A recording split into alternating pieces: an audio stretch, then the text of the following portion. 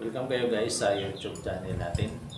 At ang topic natin ay actually ito ay isang request ng isa sa mga nag-comment doon sa video natin. Ang request niya, gawa natin ng vlog yung dalawang unit na commercial building. So wala siyang nabanggit kung gaano kalaki yung ipapatayo niyang commercial na building. So, dalawang unit. So, bibigyan ko na lang siya ng idea kung gaano kalaki ito. So, ang sukat ng i-estimate natin is 4 meter by 8 meter. Ang haba is 8 meter, ang lapad is 4 meter. Tapos, haliin natin sa gitna. So, ang kalalabasan noon magiging dalawang unit. 4 meter by 4 meter ang isang unit, saka 4 meter by 4 meter yung isang unit. Gagawa lang natin siya ng division. So, katamtaman ang laki niyan. So, hatiin natin sa tatlong portion yung video natin. Yung una, yung mga materials na gamitin natin, mula condition sa slab hanggang sa bubong.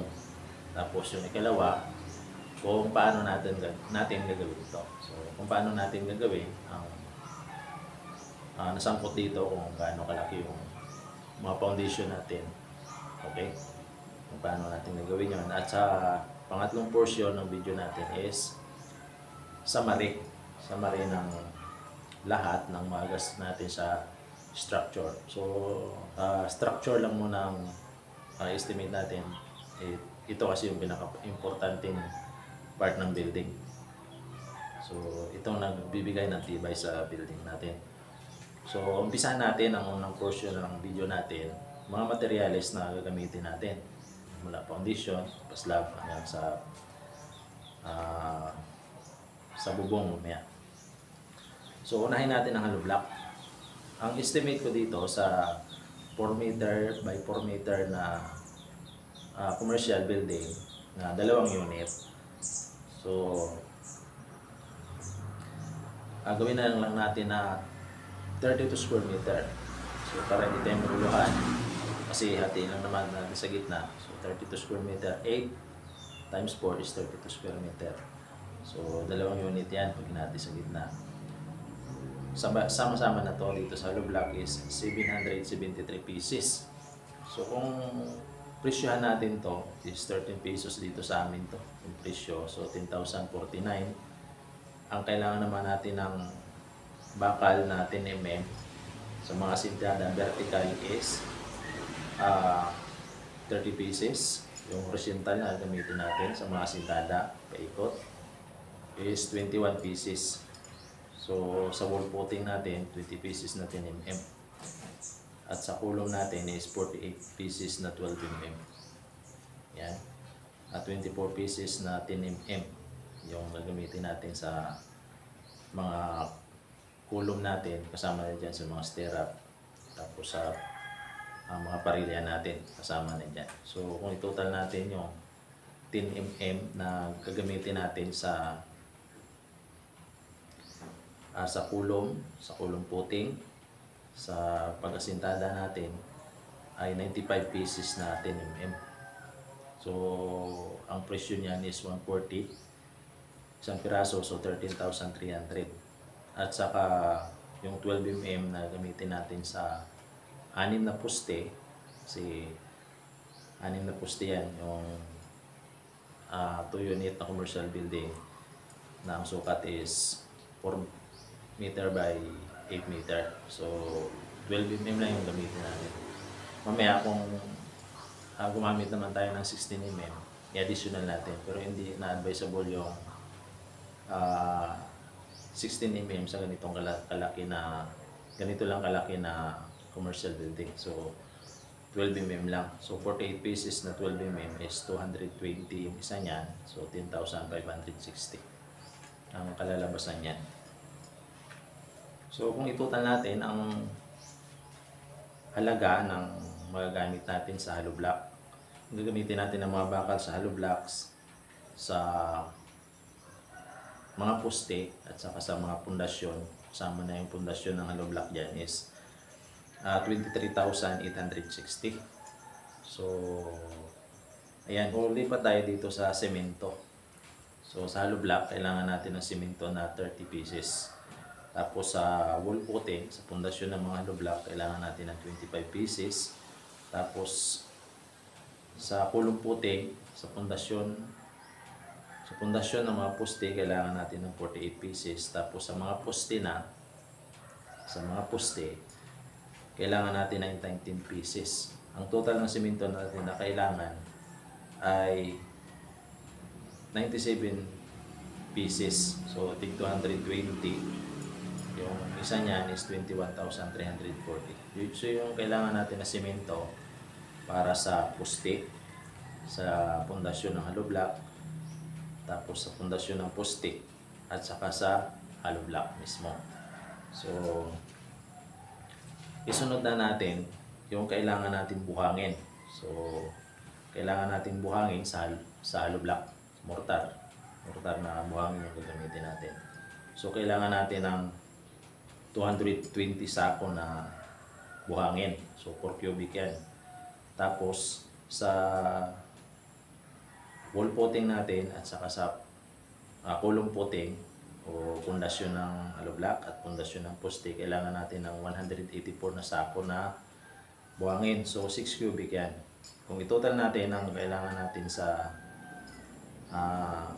hollow block ng buhangin, sa pundasyon, at sa mga poste, ay 304 na sako o 10 cubic ang equivalent niyan. So 1,200 per cubic ito. So 10 times 112 is 12,000 ang kailangan natin na buhangin.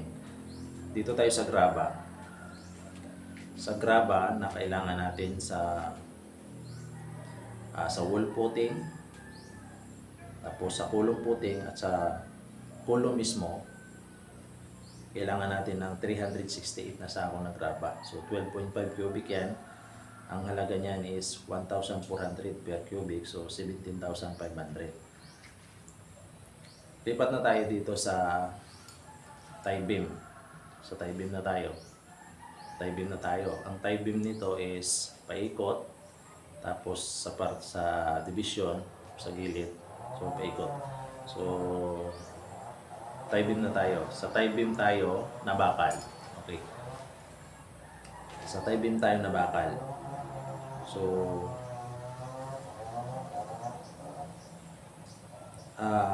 sa tie beam na bakal, kailangan natin ng 33 pieces. 33 pieces na 12 mm. So nagkakalaga yan ng 7,280. So 13 times 220 is 7,280. Tapos yung anilyo niya, 10 mm yung gagamitin natin. 140 isa is 4,340. So, a total ng bakal natin na kailangan natin sa tie beam is 11,620. So, sa slab na tayo. Sa slab natin, ang slab natin is ang kapal nito is 4 inches o 10 cm. So may naka-extend dito sa harap. Ang slab natin may naka-extend sa harap kung saan doon yung pinakaharap ng commercial building natin, which is may roll up yung dalawang unit niya. Doon nakaharap para yung second floor mo may terrace ka doon. So, magiging protection din yun doon sa kuan mo, sa harap ng bahay mo. Yung naka-extend na yon. At ang mga 90 cm yung naka-extend o mga 1 meter.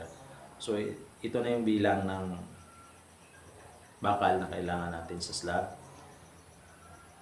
140 pieces natin mm. So, dalawang layer to na bakal. So, unang layer, tapos patungan mo pa. So, ganyan naman yung bakal. Yung paggagawa ng, alam naman ng mga kanya, ng mga foreman, ng mga kontraktor. So, ito, bilang lang ang pinablog natin bilang lang ng bakal na gamitin natin sa slab is 140 pieces na 10mm. So 140 pesos din yung isa niyan. Ang kalalabasan niyan is 9,600. So nakuha na natin yung mga bakal sa tie beam at saka sa slab na gagamitin natin. So dito na tayo sa gagamitin natin sa tie beam na simento, buhangin at graba. Ang kailangan natin sa tie beam na simento is 28 pieces. So 6,160 yan.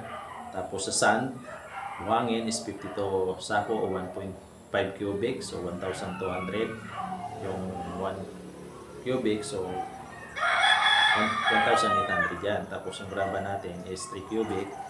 So 1,400 per cubic ng graba natin is 4,200. So ang total na magagasto natin sa tie beam na concrete, which is buhangin, simento, graba, is 12,160.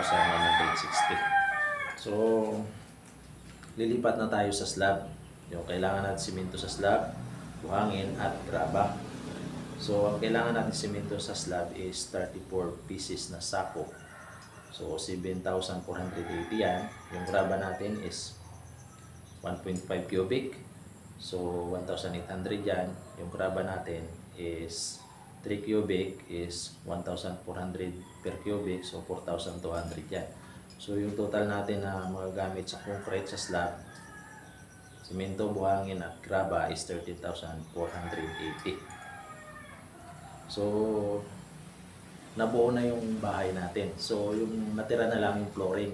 Yung flooring sa baba, kailangan natin flooringan yun. So ang sukat ng flooring natin is 32 square meter.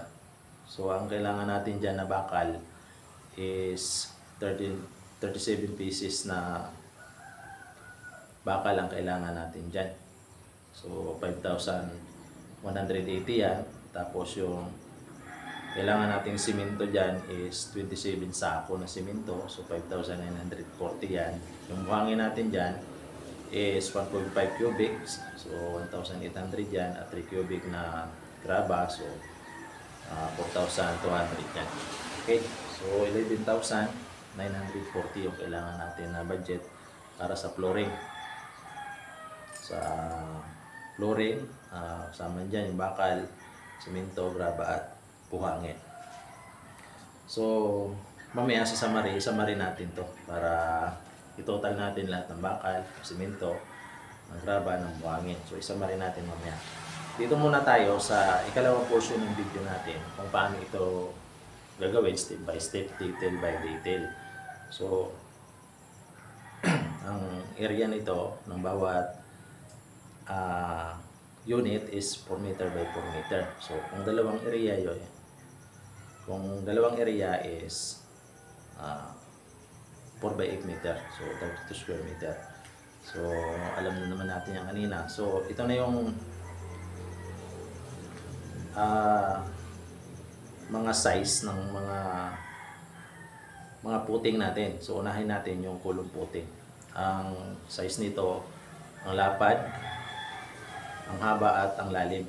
So ang lapad ng hukay natin is 1.5 meter by 1.5 meter.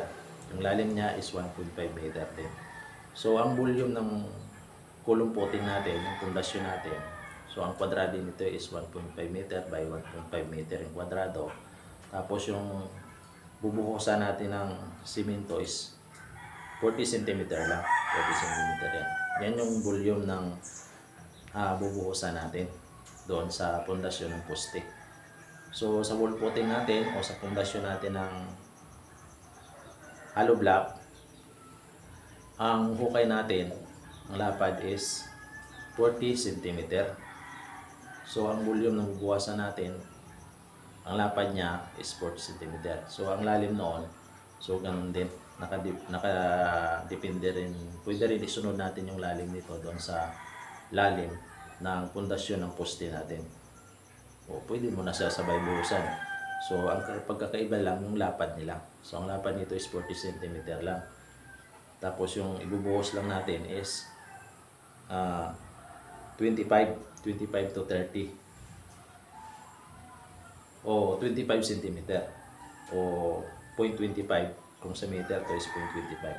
So 25 centimeter lang bubuhos natin sa pundasyon ng hollow block.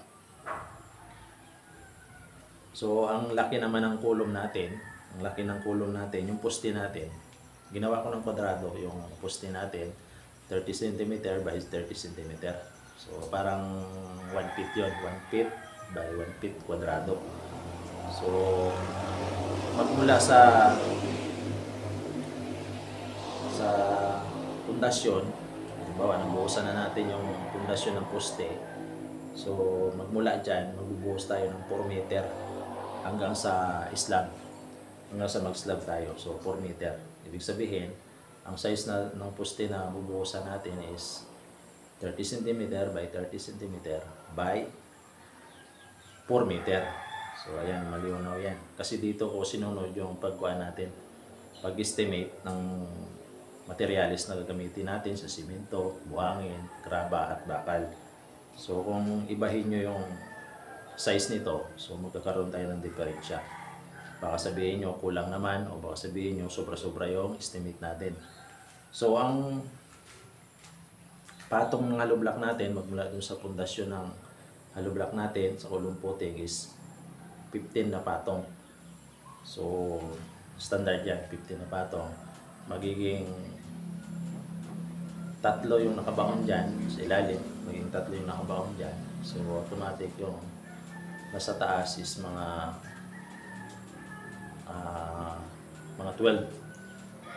12 or 13, o depende sa inyo. So mag-extra na lang kayo ng dagdag ng hollow block kung gawin nyo na 16 na patong, pero sa akin 15 na patong lang. So ang terrace natin na naka-extend doon sa harap ng commercial building natin sa baba, doon sa taas ng roll up natin is 90 cm. So mga ganito kaba yun, kulang-kulang 1 metro. So depende sa inyo kung gawin yung 1 metro. So ito na yung summary. Dito na tayo sa ikatlong portion ng video natin, yung summary. Ito na yung summary of structural cost sa bakal natin. Kailangan natin na bakal sa na 10 mm na bakal is 303. Okay, 303.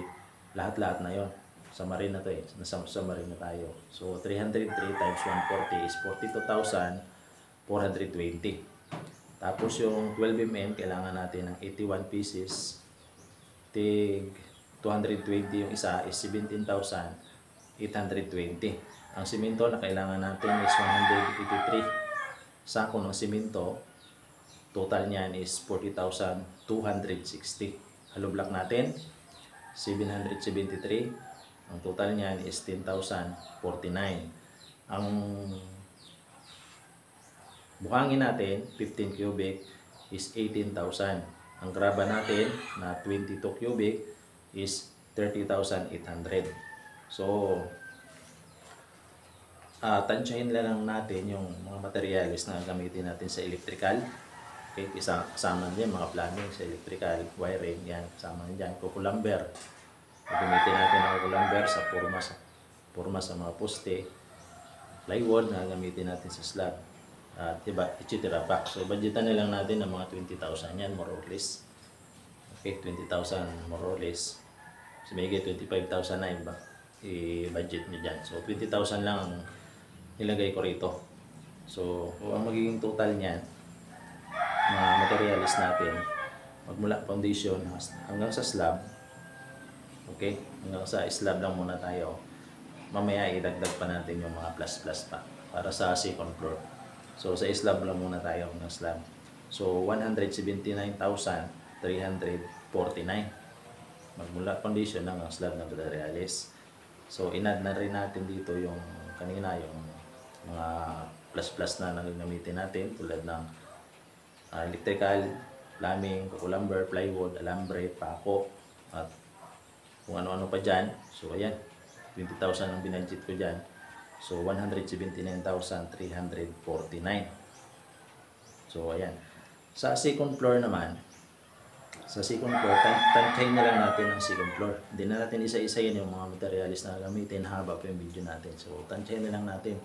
So, second floor, kailangan natin dyan ng, siyempre, dugtungan natin yung bakal. Kailangan din natin simento, hollow block. So, buhangin, graba. So, kailangan din natin dyan sa second floor. Tapos, yung roofing materials. So, roof framing materials, pwede kang gumamit dyan ng C-channel o tubular. Tapos sa bubong natin, pwede kang gumamit yan ng ordinary lang na bubong mo, corrugated, ordinary ng mga gutter, flashing, fascia. Pero kung gumamit ka dito ng mas branded na mga bubong tulad ng mga long span, rib type, mga color, so ganun din gutter, flashing.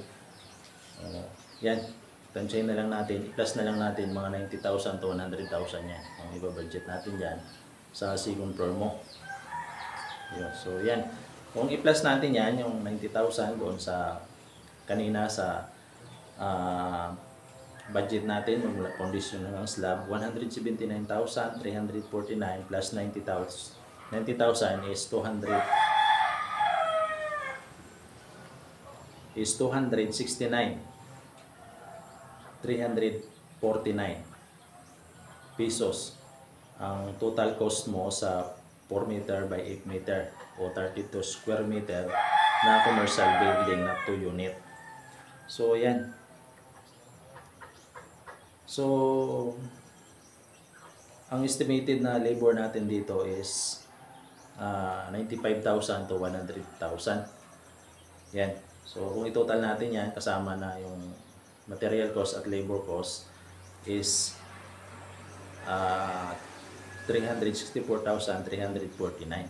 So, materials at labor cost dyan sa 2-unit commercial building na kailangan mo. So, take note na kung halimbawa gumamit tayo ng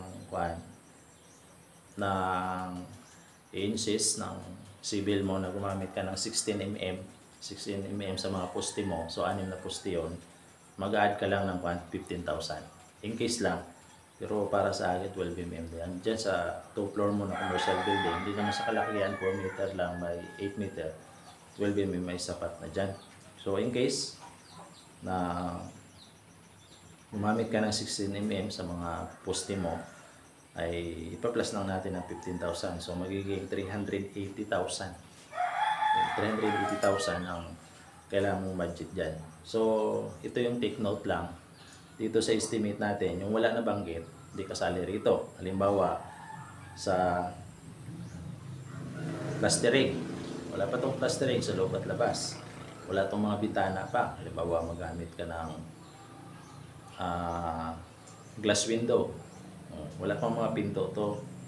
Mga magagandang pinto, wala pa. So, wala pang grills.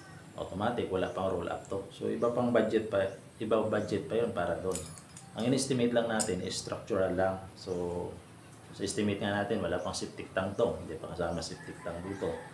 Tapos yung mga toilet bowl, mga fitting mo sa CR, sa mga toilet mo, hindi pa kasama to. At sigurado, wala pang pintura to. Siyempre. Wala pang pintura, mga painting materials, wala pa. O marami pang ibang na ilalagay natin dyan. So, ang nasama ko lang sa estimate dito is electrical lang. Electrical lang, mga gamit sa electrical.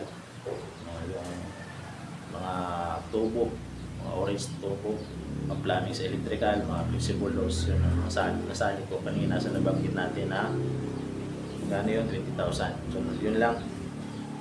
So, yung wala nabanggit, additional pa yun. Pero sa tansya ko, malaki-laki pa yung gagastusin mo dyan para sa pintura, plastering, yan. Sa septic tank, yan. Mga fittings mo, sa toilet bowl mo, sa mga lababo mo. Yan. So ito ipahabol natin kasi importante ito na dapat natin tandaan. Kasi dito nakabase yung estimate natin ng buhangin, graba at simento. Yung timplada natin para sa lahat ng concrete, sa pundasyon, sa poste, sa biga at sa slab is 1 simento, 2 buhangin at 4 na graba. So, yun yan guys.